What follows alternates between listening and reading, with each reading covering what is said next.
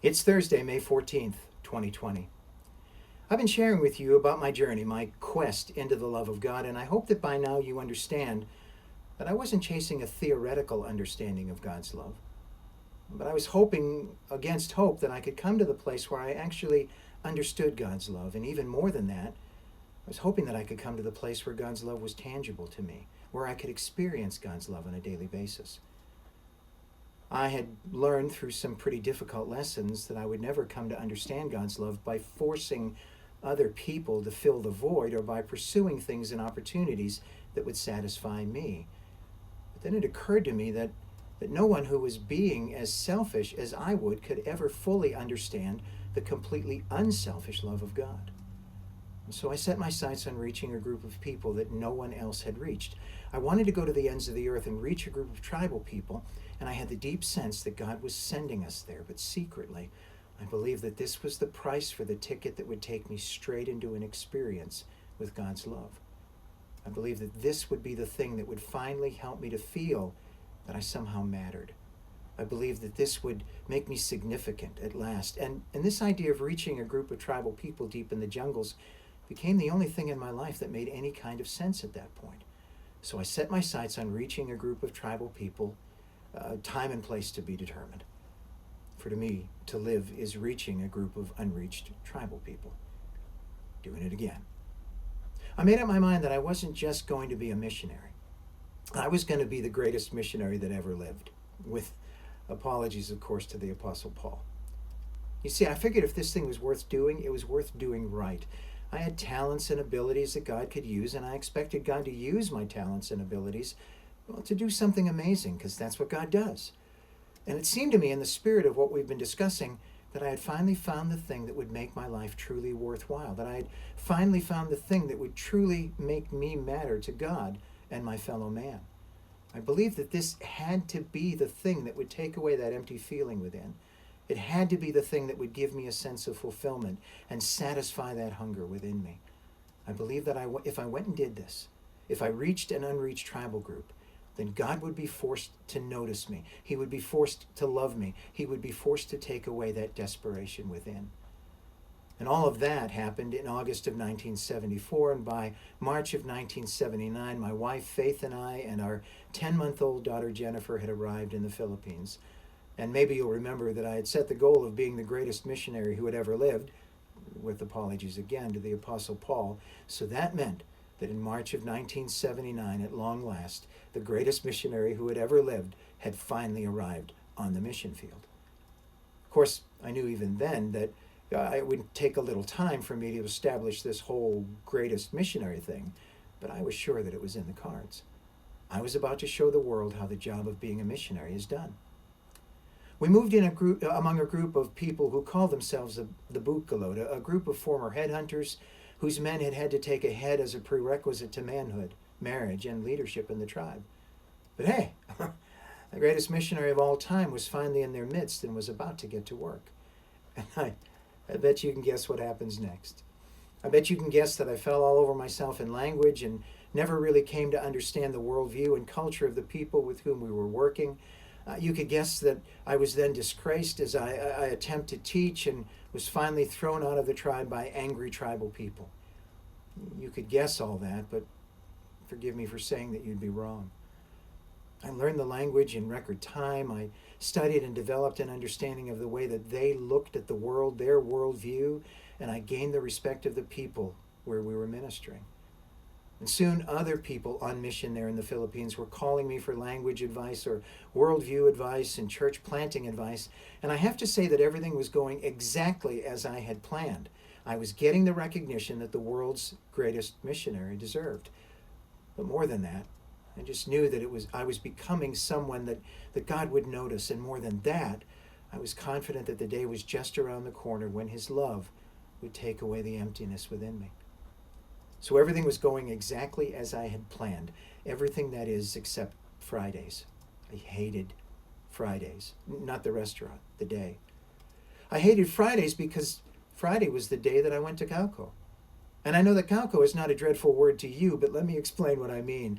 I was itinerating between 7 villages every week and teaching the leaders in those villages.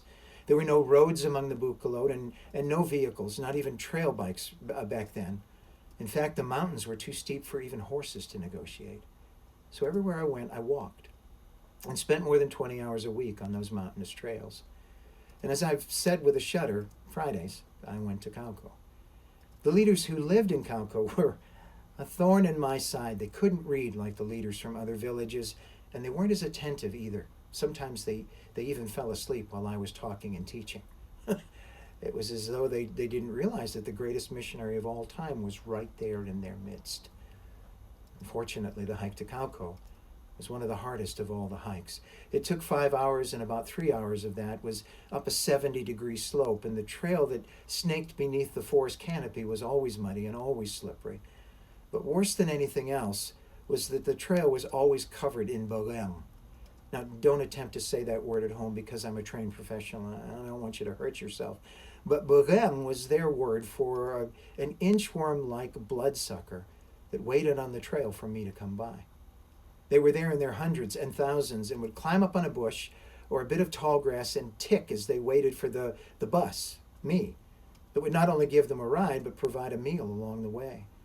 They would grab my hiking boots as I passed by and then wiggle their way down inside my boots and attach themselves to my feet and ankles through the weave in my socks, effectively stapling my socks to my feet as they swelled up with blood. And that meant that from time to time I'd have to stop and sit on a large rock and take off my shoes so that I could remove the bogem by popping them off as I rolled my socks down my feet. Now, I realize that I've probably just grossed all of you out, but there's a method to my madness here. I want you to understand what I was fighting with as I made my weekly hike to Cauco.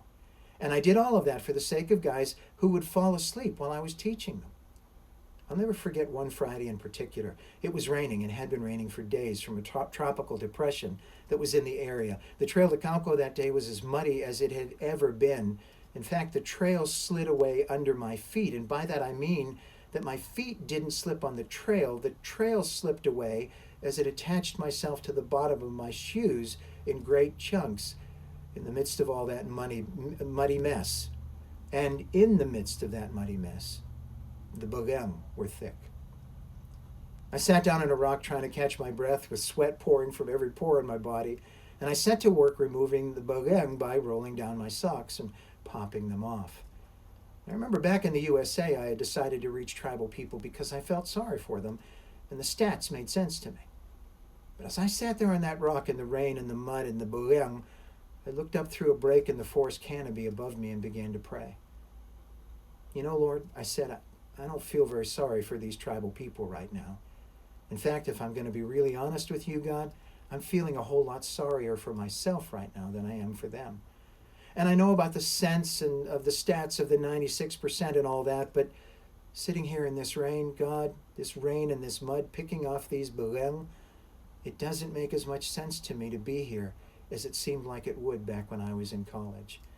And then the clincher came out as I said out loud to God, as a matter of fact, God, right here, right now, I'm not even sure that I want to be the world's greatest missionary anymore. You see, things looked different on that mountain that day than they had sitting behind that desk in college. And I realized to my horror that my ministry among these tribal people was nothing more than a glorified balloon toy. I don't want to leave you hanging, but our time is up. That old balloon toy had come back to haunt me. I had spent hours as a 4-year-old chasing that balloon around my house, unable to make it do what I thought it was supposed to do. And now, 20 years later, I was still on a headlong pursuit of emptiness. Because even though I was doing ministry in a very difficult place, I was busy at ministry because of what I expected to gain from it. I'd like to suggest that you take some time in prayer once again with your Bible open to Paul's prayer in Ephesians 3. Focus especially on the end of verse 17 this time and the words being rooted and established in love. So many of us have set God's love as the finish line in our lives, but God intends that his love be the starting point. So many of us have made being accepted by God the goal in our life, but God intends instead that his love would be the source of our life.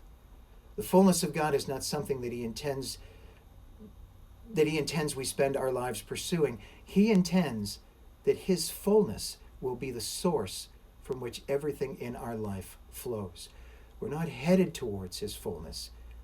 We're building on his fullness as we travel together. Take some time in prayer considering that.